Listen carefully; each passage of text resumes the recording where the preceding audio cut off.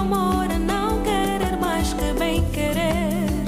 É nunca contentar-se de contente, cuidar que se ganha e se perder. Pra mim o amor é o mais perfeito sentimento. E a medida do amor é amar sem medida. Amor é... Ai, boa tarde Moçambique, boa tarde mundo, sejam bem-vindos ao Super Top, programa de entretenimento, revista eletrônica que entra em sua tela sem pedir licença. É o nosso horário, já bateu a hora, já estamos aqui, vamos nos divertir bastante, vamos conversar neste sofá que eu vou receber mulheres incríveis, duas grandes mulheres. Já vamos começar com Enia Lipanga, ativista social, escritora, poetisa, faz tanto pela literatura do nosso país. Vamos também ter neste mesmo sofá Idálvia Baúl. Estão a ouvir este som? Oi, som, só põe mais um pouquinho. O amor cura, fortalece, regenera, ilumina. Ai, o amor. Muito bom, muito bom. Muito bom de se ouvir esta mulher, eu gosto muito dela. Ela estará aqui sentada para falar sobre esta nova fase da sua carreira, no momento em que continua a fazer música, mas agora tem música de autoria, tem vídeos novos, vai contar-nos o que será que ela está aí a aprontar no ramo da música, não é? Que ela é uma super voz aqui nacional, então tem muito a partilhar. E também teremos um casal, sim, eu disse, não vale a pena clicar, teremos um casal aqui sentado.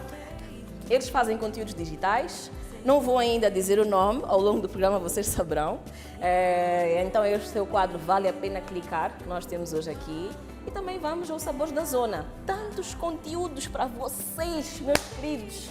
Tantos conteúdos bons e topíssimos para vocês, convidados incríveis. Então, por favor, acomodem-se. Redes sociais, vocês já sabem, no Facebook, conseguem acompanhar o programa em direto agora acontecer. Quer dizer, se você sai de casa, saiba que pode continuar a acompanhar o Super Top através do Facebook. Então, agora, não só, tem também no YouTube, né? YouTube, Facebook, essas duas plataformas vocês conseguem acompanhar sim. Ou então na tela, sentados no sofá. Eu vou me sentar, mas não para acompanhar nada, eu vou conversar com ela. Eu vou me sentar aqui, eu dizia que ela é Enia Lipanga, ela que então faz muito pela arte e muito pela mulher. Vamos conversar com ela.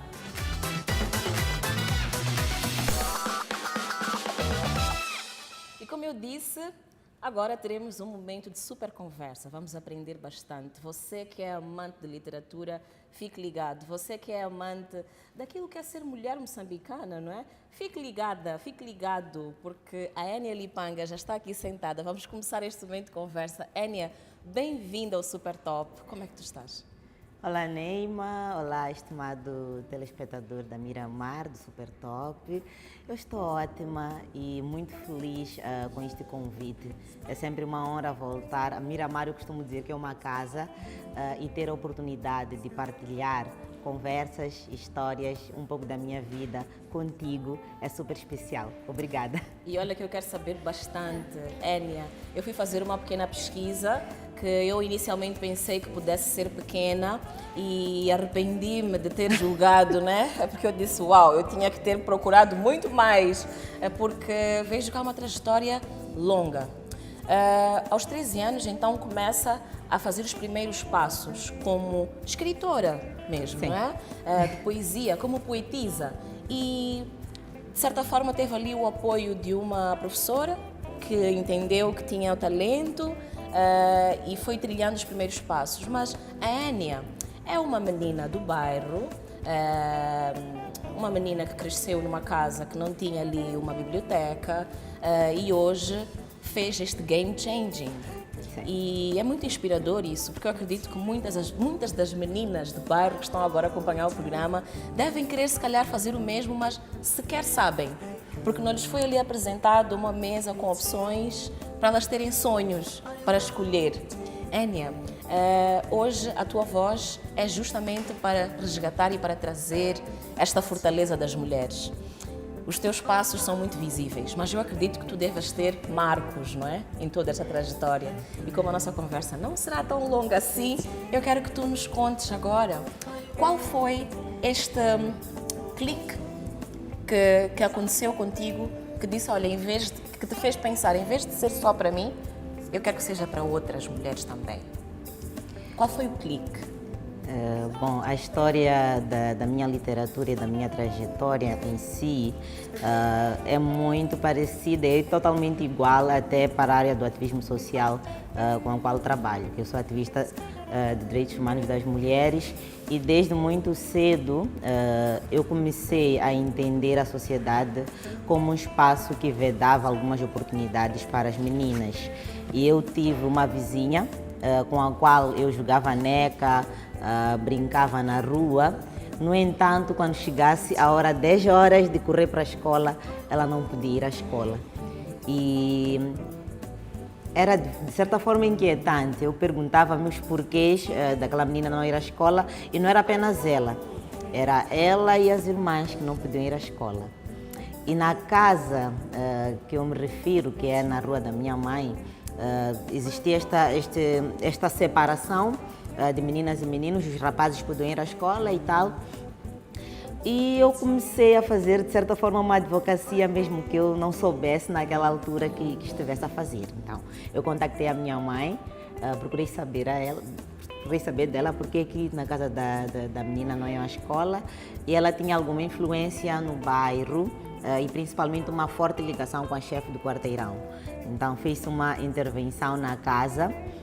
Infelizmente, a menina não chegou a ir à escola, tal como eu ia à escola. No entanto, a geração a seguir teve esta oportunidade. Eu vivi um episódio um bocadinho estranho, foi muito estranho, mas foi muito bom, porque eu percebi o impacto de pequenas coisas que nós podemos fazer a nível da nossa zona, onde nós estivermos a viver. Um dia desses, eu caminhava na zona da minha mãe, cruzo-me com uma adolescente. Ela vem ter comigo e diz, mãe de Waze, o Waze é meu filho do meio. Eu, olá, tudo bem? Ela, tudo. A tia me conhece? Eu, sim, conheço. Ela, tia, eu queria saber se tia não tem uma pasta que já não usa.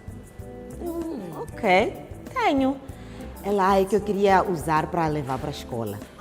E aquilo foi arrepiante, foi uma história que eu levo assim para a vida e que eu sempre vou me recordar de uma pequena ação, eu ainda adolescente, ainda criança, que se refletiu já na minha fase adulta. Então, não existe melhor coisa que fazer pelos outros e principalmente fazer pelas mulheres, né?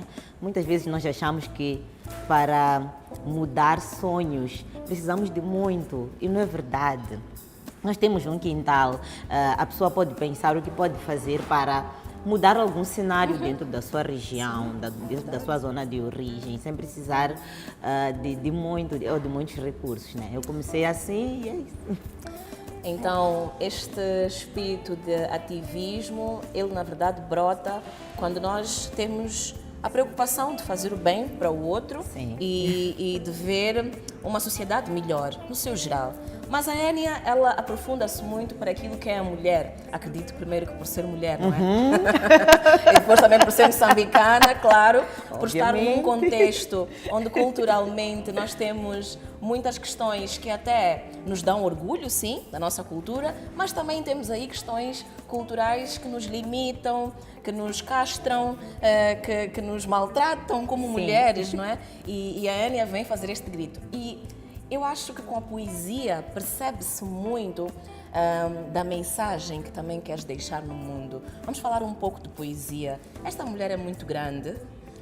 Eu, quando fui perceber que foi recebida pela escritora no Brasil, como é que ela se chama agora? A Conceição Evaristo. Ela foi recebida no Brasil, ok, gente? Por Conceição Evaristo. Quem conhece literatura agora vai começar a entender a magnitude. Estou até arrepiada a falar disso. Enia, levar Moçambique para um palco, ser recebida por estes nomes, não é? Deve ser muito bom, mas ao mesmo tempo deve trazer-te alguma responsabilidade. Como é que levas Moçambique para os palcos de falas. Como é que fazes? Nunca foi também uma história fácil. É uma história bonita, mas não é uma história fácil. Aqui, a nível de Moçambique, há sensivelmente 15 anos, eu percebi também que nós não tínhamos muito espaço para declamação, para dizer as nossas palavras, e criei o Sarau Palavras São Palavras. No entanto, quando começa a emergência, principalmente da internet, eu também encontrei um espaço para que eu pudesse publicar as minhas coisas. Sério, eu só estava a publicar os poemas só para estar lá, e também tinha muita curiosidade em ser lida.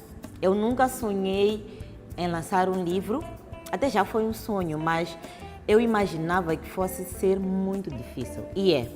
Nós estamos num mercado literário que tem crescido bastante, nós temos editoras que estão aí bem pequenas, com poucos recursos, que conseguem produzir o livro. No entanto, naquela época eu imaginava que aquilo não fosse algo para mim. Então, usei também das minhas redes sociais para que as pessoas me lessem e soubessem que existe uma Enya.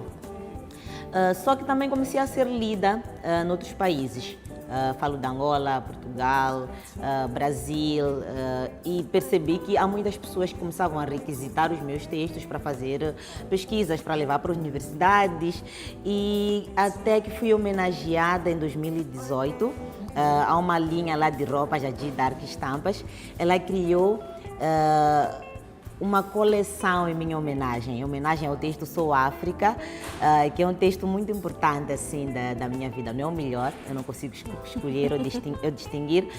Fui homenageada e depois eu não tinha como ir ao Brasil, e depois comecei a perceber que muita gente começou a falar da Enya e contactar a Enya através das redes sociais. Em 2019 eu lanço meu primeiro livro, que também é uma história interessante, porque é o primeiro livro impresso a braille e tinta em Moçambique.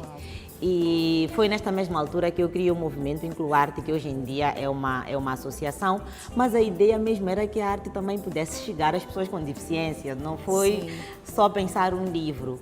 E eu recebi o apoio de uma pequena editora, que é a Cuvaninga Cartão de Arte. Eu lancei um livro com capas de cartão totalmente reciclado, fiz oficinas com pessoas com deficiência e sempre a fazermos as pinturas, e cada livro era uma obra de arte incrível.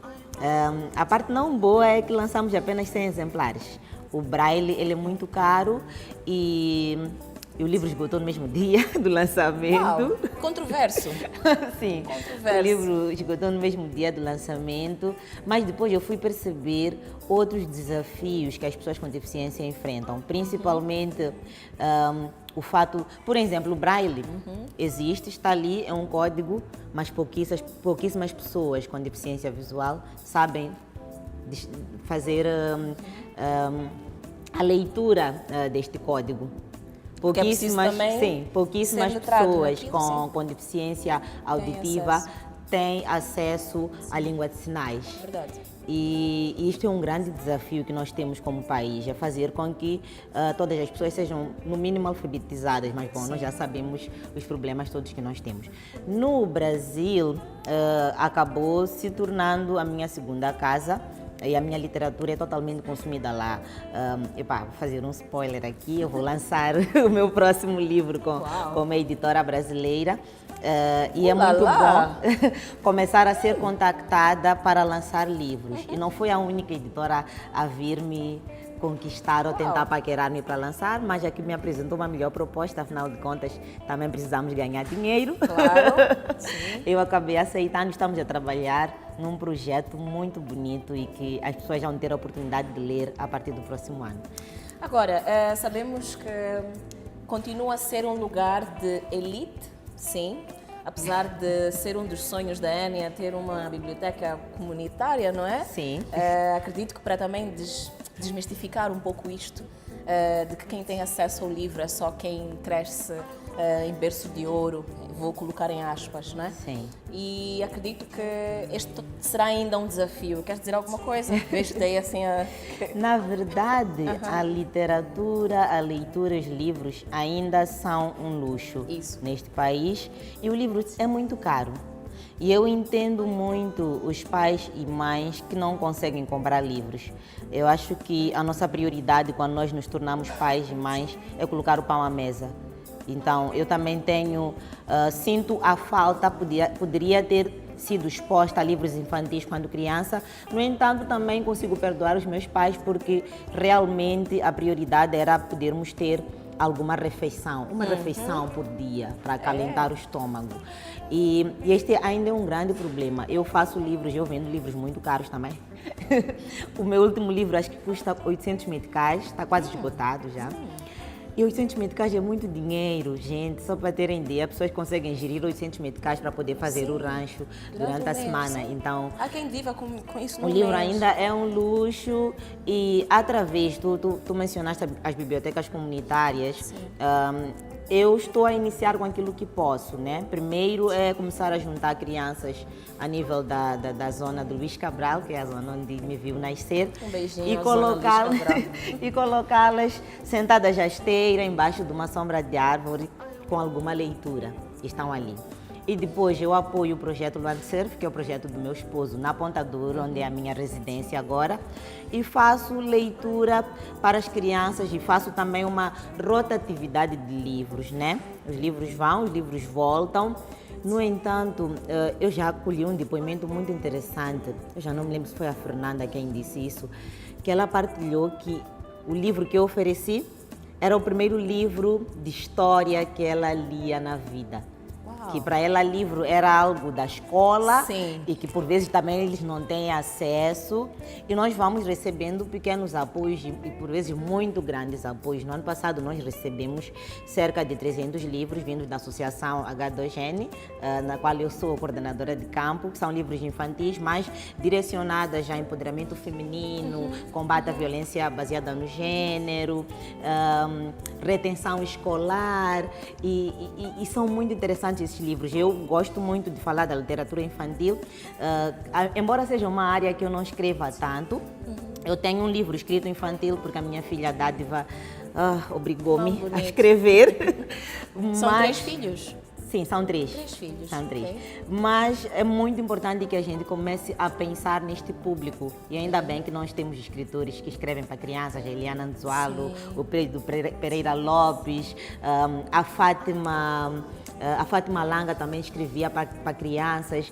E é um mundo bonito e pouco explorado. E desafio também a escrever. É fácil escrever um livro para crianças. Acho que vou pedir a Eliana Anzualo, que por acaso é minha colega de escola, dizer, olha amiga, me manda aí os teus. Brincadeira, mas sim, é bom a gente se desafiar. Sim. E isso é tão interessante. Vamos aqui voltar para o papo de mulher, vamos assim fazendo um ping-pong, porque a minha convidada hoje é um mundo de conteúdo, né? Nós podemos fazer aqui vários passeios. Vamos voltar para o assunto mulher e agora me ocorreu, sim, desafios, ter esta vontade de ir, de fazer, de ousar, não é? Temos muitas limitações quando nos castram, quando eu falava da cultura antes mesmo disto e vamos a este ponto, quando nos castram, quando dizem que não podemos, quando dizem que na verdade o que podemos é apenas isto e aquilo, que as opções são apenas ou A ou B e não A até Z, para nós como mulheres moçambicanas, acredito que tudo isto torna o desafio muito maior, não é? De transformarmos. E acredito que também encontres estes desafios todos os dias quando comunicas com estas meninas, porque a Ania faz este trabalho de ativismo muito direto, é muito é perto, não é? Não é digital, não é pela internet, não é? Quando não estou online, estou sentada embaixo de uma árvore, de uma mafureira, a conversar, a dar treinamento. Exatamente. Então, quais são as maiores barreiras que estão a ser colocadas na cabeça da menina moçambicana, da rapariga moçambicana? E mamã, papá, agora que acompanhar a Enia, se calhar agora com o que ela vai dizer, possa ter uma forma diferente de pensar em relação à educação do seu filho, da sua filha, no caso. Então, o que pode estar a falhar para que continuemos a repetir o ciclo? E o que pode mudar na educação destas raparigas? Primeiro é que a nossa base é de onde nós viemos, né? É dentro de casa. com os nossos pais. E muitas vezes o nosso inconsciente coletivo nos obriga a agirmos de certa forma herdada, com base em tradições que deviam ser descontinuadas. Eu sou uma pessoa muito tradicionalista, eu adoro minhas raízes, eu gosto muito da preservação da cultura moçambicana, eu gosto muito das nossas capulanas, gosto muito de falar xangana, falar ronga, preservar as nossas línguas e tal. Quando nós chegamos a uma cultura que ela é prejudicial a um ser humano, esta cultura precisa ser repensada. Vou agora trazer o exemplo da casa da minha vizinha. Eles tinham como norma, como cultura, não alfabetizar ou não levar as meninas à escola. Isso era prejudicial para as meninas, sim. Porque elas deviam estar a ser preparadas ou aprender a lavar e cozinhar e tal. Essa norma é prejudicial, então precisamos pensar sobre ela. E o assunto educação neste país é muito forte. Tão forte, mas tão forte que se for já ver, o nosso mercado informal está cheio de mulheres. As mulheres, elas são o motor da economia do país, no entanto não tem esta concepção, porque não foram à escola. Elas fazem dinheiro todos os dias, este país aqui só funciona por causa das mulheres. É verdade. E elas estão lá, na maioria. Quando tu olhas o rosto da pobreza em Moçambique, tu has de ver que estão lá mulheres. Sim. E as mulheres passam por grandes ciclos de violência, grandes ciclos de repetição de erros. Elas não têm acesso à própria terra, não têm acesso a empréstimos bancários, muitas vezes não têm uma documentação. Tu sabes que existem famílias em que para a mulher ter acesso a um cuidado médico ou sair de casa para o hospital precisa da autorização do marido? Sério? Sim. E são realidades muito próximas e muito comuns. Assustei. Tu estás doente, tu não podes ir ao hospital porque estás à espera que teu marido volte e te dê uma autorização para ir ao hospital. Deus. E nós temos estas limitações e não são apenas... Muita gente olha para questões das normas culturais prejudiciais como algo do campo. Não são. Desde as nossas periferias tem muito disso, até a cidade nós temos muito disso. Então, eu acho que o exercício que nós precisamos fazer é: eu gosto desta cultura? Gosto. Quero preservá-la? Tudo bem. Mas até que ponto ela é digna? Porque muitas vezes as culturas também, elas ferem aquilo que é a dignidade humana, né? Tu não queres, tu deves fazer porque és mulher. Tu não podes, porque és mulher. Eu conheci um senhor que ele dizia que o lugar da mulher é em casa, cuidar do lar e tal. E ele dizia mais, ele culpa-nos.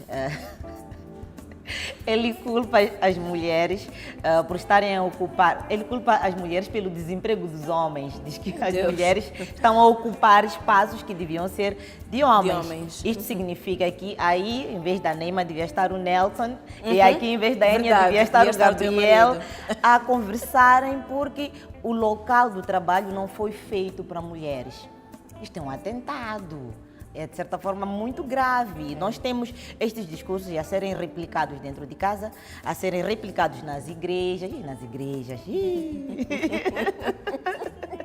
A igreja é um campo de réplicas, de práticas prejudiciais à equidade, à igualdade, a um mundo com mais harmonia. Eu fiz um vídeo onde eu falava sobre o quão é gostoso tu teres um lar todo equilibrado, em que as pessoas partilham as tarefas domésticas, em que ambos conseguem escolher com o que trabalhar, o que fazerem da sua vida. Ambos vão partilhar o seu dinheiro, salário para que nós cuidarmos da nossa casa.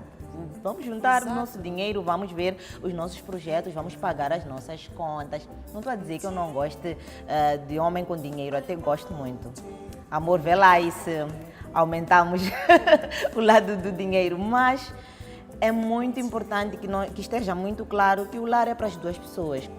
Se ambos residem na casa, por que ambos não lavam, não passam? O mais interessante é que nas escolas, claramente que há muito tempo também víamos essa segregação de género, mas nas escolas nós temos a menina e o rapaz dentro da sala de aulas. Então depois, em algum momento, este futuro muda. Por quê? Por que é que tem que mudar, não é? Se partilham a mesma sala, estão ali os dois a trabalharem nos seus sonhos, por que em algum momento um deles deve castrar, não é? O sonho, que coisa. Mas então estes pais se calhar deviam ser menos, vamos lá, pensar em prol do bem das suas filhas, não é? Pensar no bem e não apenas... prol, não apenas das meninas, como também no bem dos meninos. Sim. Que muita gente acha que as lutas de género, nós estarmos aqui a conversar sobre este tema tão importante, é para beneficiar as mulheres, sendo que não. Existem benefícios muito fortes na vida dos homens que despertam sobre esta igualdade. Por exemplo, os índices de suicídio, eles são elevadíssimos para os homens. Por quê? Eles devem carregar o fardo de serem homens. Eles são ensinados que o homem não chora. Pois Então, onde é que o homem chora? Pois é. Os homens não aguentam. Acontece algo na vida dos homens, os homens querem morrer. É verdade. Porque é a construção social de que eles não aguentam lidar com os problemas.